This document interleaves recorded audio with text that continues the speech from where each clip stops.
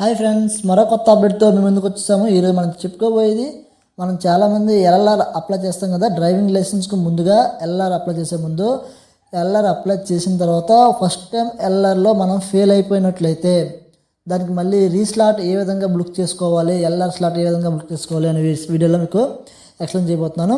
ఇక్కడ చూడండి, ఈ పేమెంట్స్ దగ్గర వెళ్ళి రీటెస్ట్ ఫీజ్ అని ఉంటుంది కదా, దీన్ని మీరు క్లిక్ చేస్తే ఆటోమేటిక్గా మనకి ఇంతకుముందు ఎల్ఆర్ అప్లై చేసేటప్పుడు ఒక అప్లికేషన్ నెంబర్ వచ్చి ఉంటుంది కదా. ఆ అప్లికేషన్ నెంబర్ని ఇక్కడ మనం మెన్షన్ చేయాల్సి ఉంటుంది.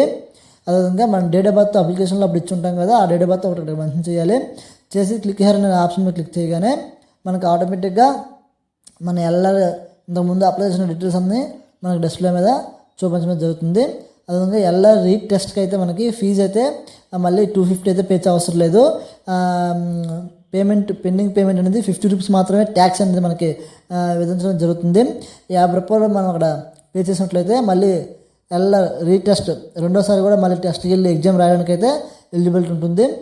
అది ఇక్కడ మనం సెలెక్ట్ చేసుకున్న తర్వాత క్యాప్చర్ కొట్టి పే కొట్టగానే ఆటోమేటిక్గా మన అప్లికేషన్ నెంబర్, అదేవిధంగా ఎల్ఆర్ టెస్ట్, మన అడ్రస్ ఇవన్నీ చూపించి కింద పేమెంట్ నౌ అనే ఆప్షన్ ఉంటుంది. దాన్ని క్లిక్ చేయగానే ఆన్లైన్ పేమెంట్కి వెళ్ళిపోతుంది. ఇక్కడ మనం debit card, credit card, UPI ఏదైనా యూజ్ చేసి మనం అమౌంట్ అయితే పే చేసుకోవచ్చు. ఈ విధంగా పే చేసిన తర్వాత ఆటోమేటిక్గా సబ్మిట్ అయిపోయి సక్సెస్ అని వస్తుంది. సక్సెస్ అని వచ్చిన వెంటనే మనకు ఒక అప్లికేషన్ ఫామ్ ప్రింట్ అని వస్తుంది, అంటే పేమెంట్ సక్సెస్ అని వస్తుంది రిసిప్ట్.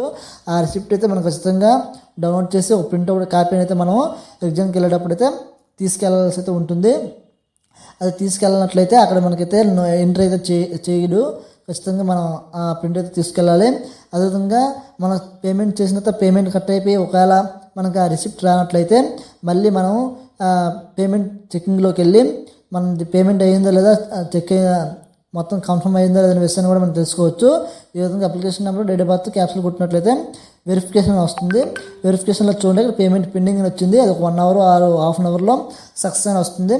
వచ్చిన తర్వాత మనం అయితే ఖచ్చితంగా ఆ ప్రింట్అవుట్ని తీసుకొని ఎగ్జామ్కి అయితే వెళ్ళొచ్చు. మరో నెక్స్ట్ వీడియోలో మనం 4 వీలర్ ఎలా అప్లై చేయాలో మీకు ఎక్స్ప్లెయిన్ చేయబోతున్నాను.